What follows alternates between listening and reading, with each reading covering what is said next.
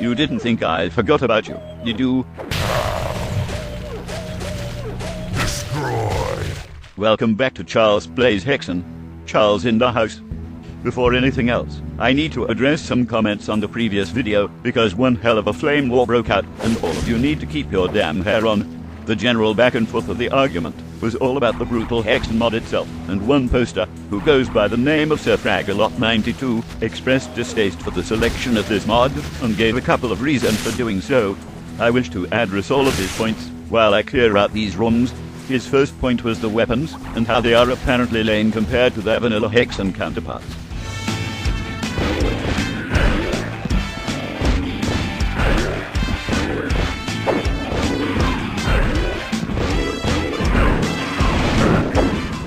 If you say so. Next point. He mentions that brutal HEXEN is still an alpha. It most certainly is, which is why this Let's Play is serving a second purpose, as a glorified bug test for Sergeant Mark IV's benefit when he resumes working on the mod.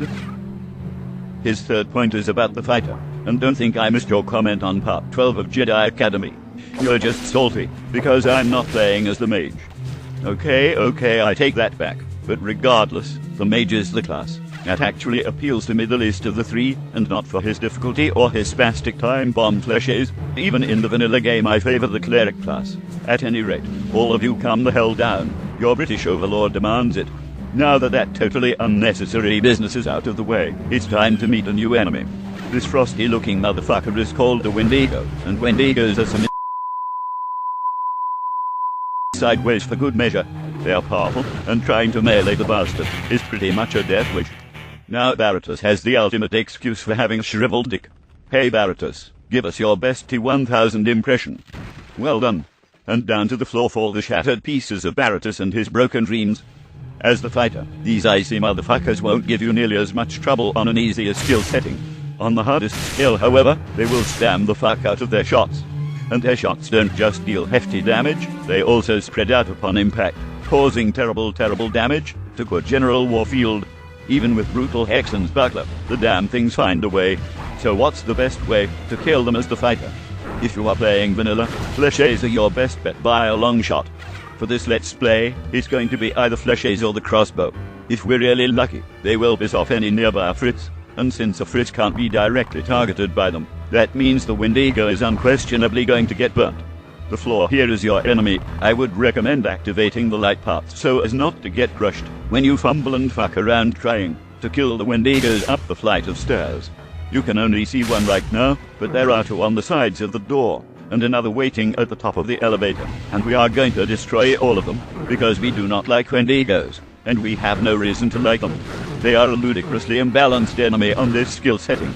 If you have seen any of my Quake videos, you would know I give Fiends and Vault a lot of shit, because they are both overpowered enemies.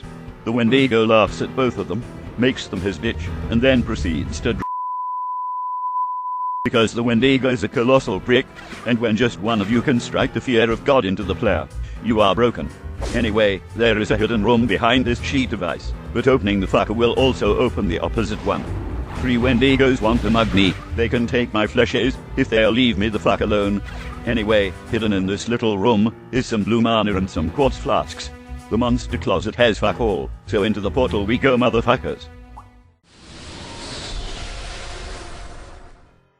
Recognize the scenery? We have found our way back to the Guardian of Ice, just a different section of it.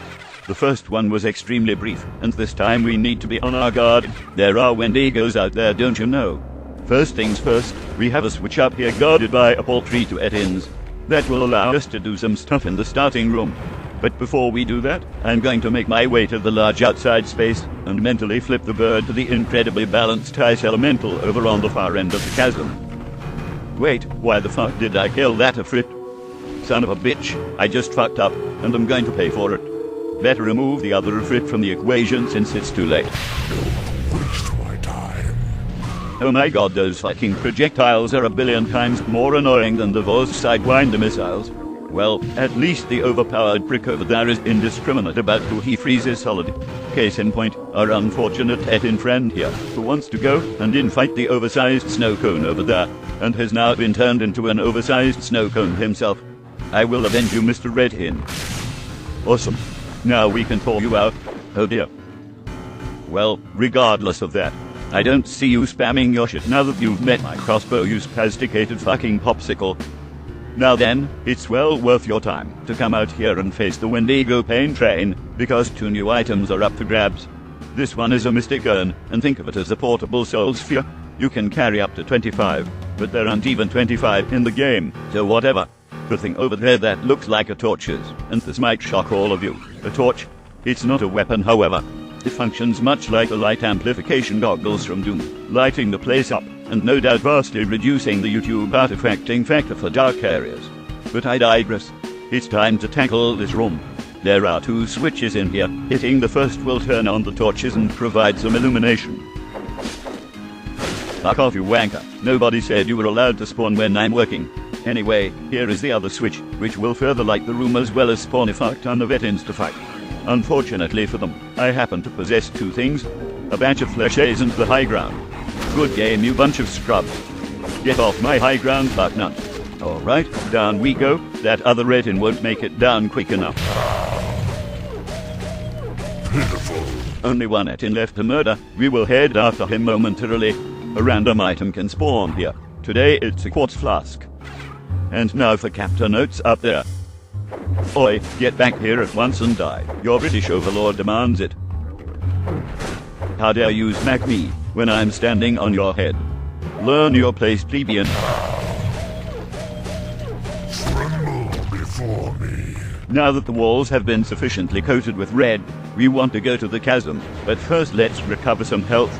Watch out for this funky little trap. HEXEN possesses many traps like this, and quite a few of them are designed to hit you right in the ass. For what reason? For the low John Romero reason. Duh. Anyway, we want to drop down to the ice below, but we will take fall damage in the process.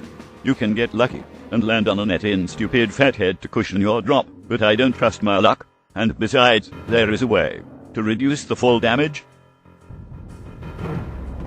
Craft a hidden ledge, isn't it? It doesn't reduce the fall damage to 0, but taking less damage is always preferable to taking more damage, unless you're a masochist, or insane, or any one of these now slain net-ins, because in that case it's your fucking job, you goddamn bludgeon cunt. We can recover some health down here, and this brown metal plating hides an elevator that will take us back to the top. Our reward is a quartz flask. The way to proceed is left, but let's duck this way first for another quartz flask. And to recover that 5 health, naturally, make sure you take it slow, unless you like having high velocity icicles in your side. I know you're there at him. You son of a bitch, you had to deal exactly 5 damage. There, good as new. Praise be to that 1 leftover crystal vial for not forcing me to run around with 105 health points. You will likely recognize the room just up here. Time for an ninja pill. You have got to be fucking joking me. Back to 105 health, because that fucker had the reaction speed of a cat. More of them are going to spawn, but you know what? Fuck all y'all. I'm not going to be the focal point in a large etin sandwich. Alright fuckers, you all look the same to me, and you look like XP.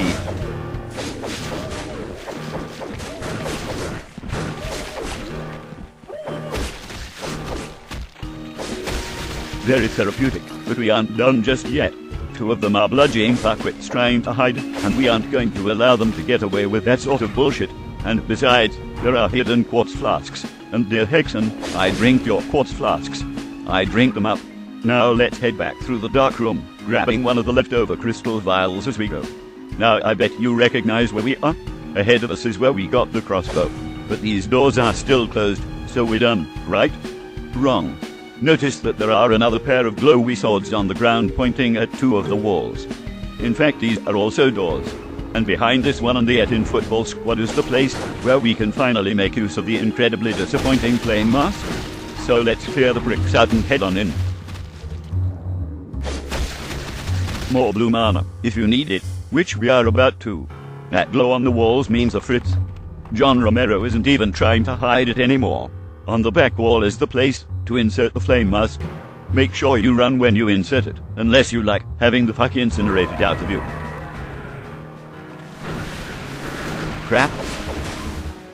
Even with the plan, Lowell John Romero still managed to find a way to cock it all up for us. I definitely have to give the man that. He finds new and interesting ways to make you his ditch. I wish you Etins would stop bloody spawning when I'm otherwise preoccupied.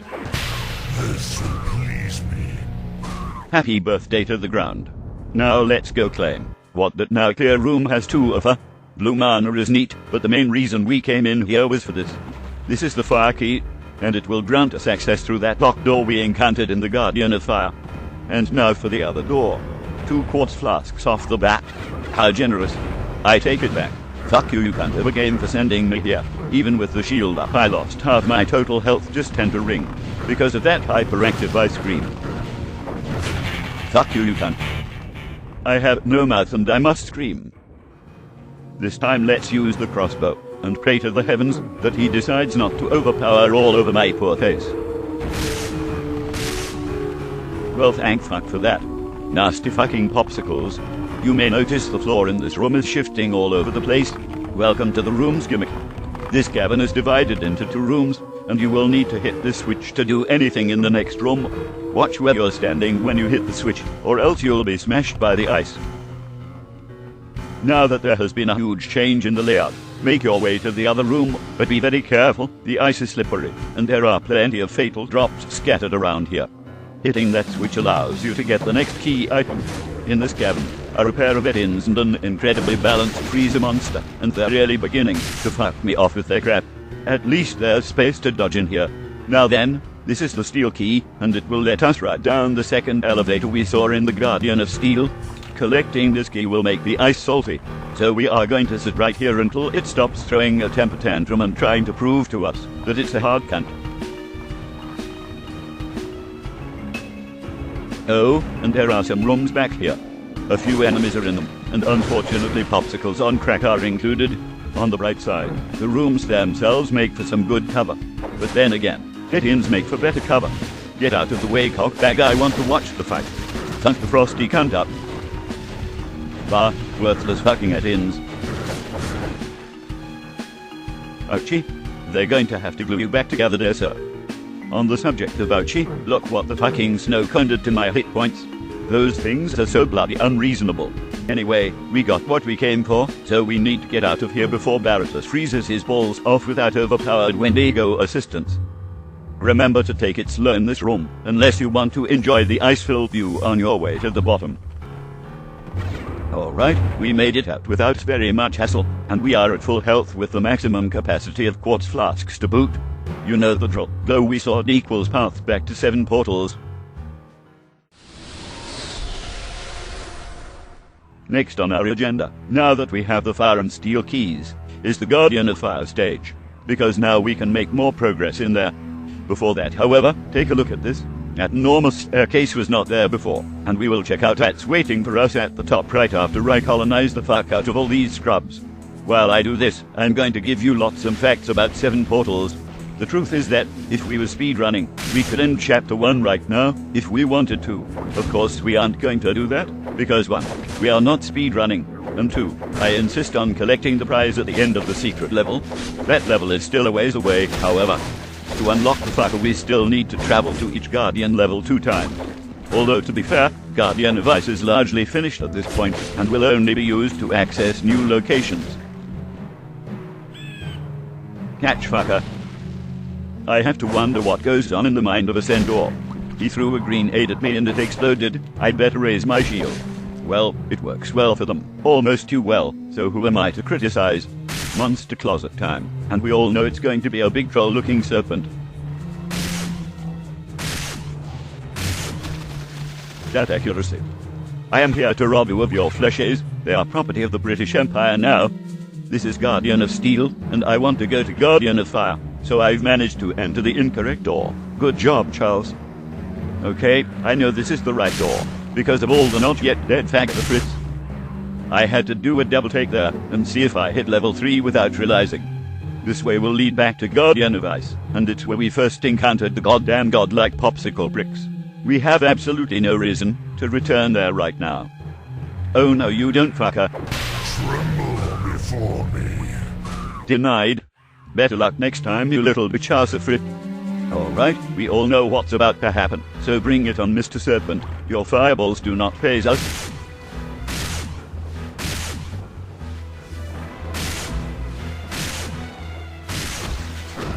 Yeah, clearly not level 3 just yet. Nearly there though, only 10,000 XP to go. Okay, here is the entrance. The Guardian at Far I was hunting, and you are all going to learn that it might as well not fucking be there at all. But first, it's finally time to climb that giant staircase. New item here. These are Dragon Scale Bracers. Dragon Scale Bracers are an armor item, and they are the only armor item that is not applied the instant you pick them up. You can use them any time you want, and they will add 4 armor to your current total. Okay, fine, they're called Dragon Skin Bracers. What the fuck ever. And here we have one of the 3 necessary switches to open the big door on the other side of that wall. We can actually leap from this staircase to reach the other 2 ahead of time and end the chapter. But that's cheating, and I'm not down with doing that. Bah, distractions everywhere. Sadist Charles Clayworth. Perish the thought. Destroy. Okay, boys and girls, it's time to enter that Guardian of Fire portal and show you exactly why this portal is fucking unnecessary. Might as well burn a quartz flask. We will likely level up in here. Okay, in we go, motherfuckers.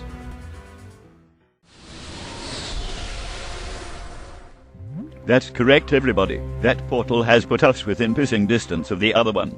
Get a dictionary and look up the word pointless. Sup, Minecraft lover. Alright, it is now time for us to put that fire key to work. There are 2 locked doors we can open with the fire key, but they lead to the same place, so only one is necessary. I will open the other when I take another trip through the Minecraft lava room, but that won't be in this video. This video is going to end when I reach the switch and get back to 7 portals. You fail to amuse me. There is also a new item to collect in here, which is going to practically be required to survive if you are playing on the hardest difficulty. Experienced players know exactly what room I refer to. Don't waste my time. I enter part of your system. Ooh, that sounded messy. Let's have a look.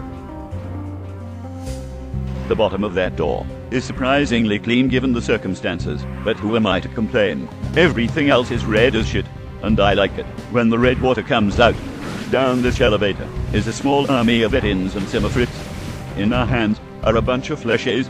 A simpleton could figure out what to do here, and we are probably going to level up from this. Fix or it didn't happen, you fuckers. We almost hit level 3. Let's mop up the stragglers.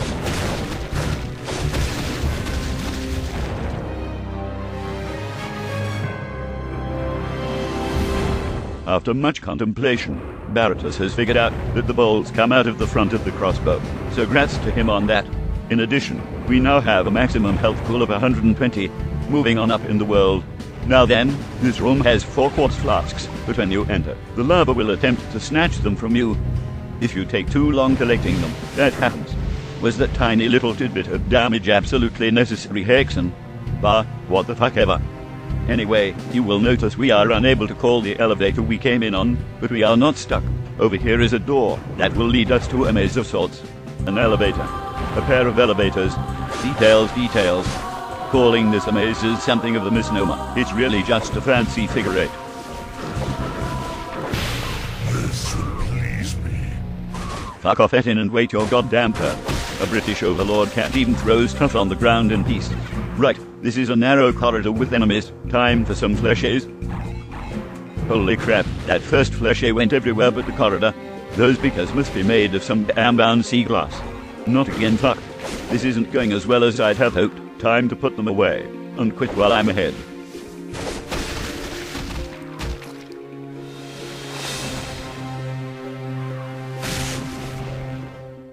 Takes care of them. Right then, there are 2 crystal vials you can take here.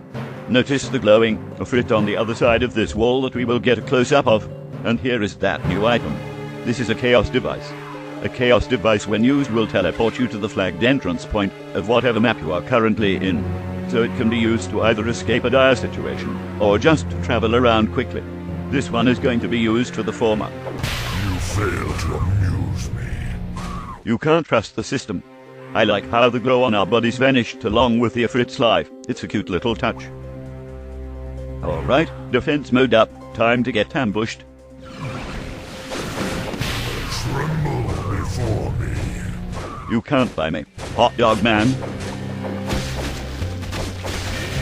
Now that it's just us and the scenery, there is a switch here that will raise one of the smallest staircases back on 7 portals. The other of these is 2 switches, and they are in Guardian of Steel. This doorway will simply lead back to where you got the Chaos device. No need to bother. Over on this wall is another switch, and using this one will teleport you to 7 portals. You can't explain that.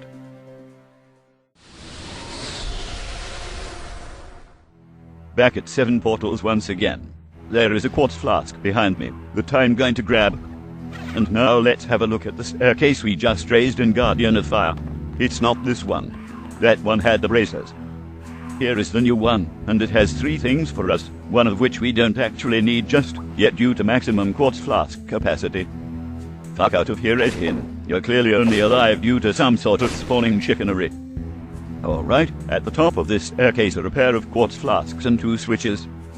One of these 2 switches, namely this one, will open one of those doors back in Guardian of Ice.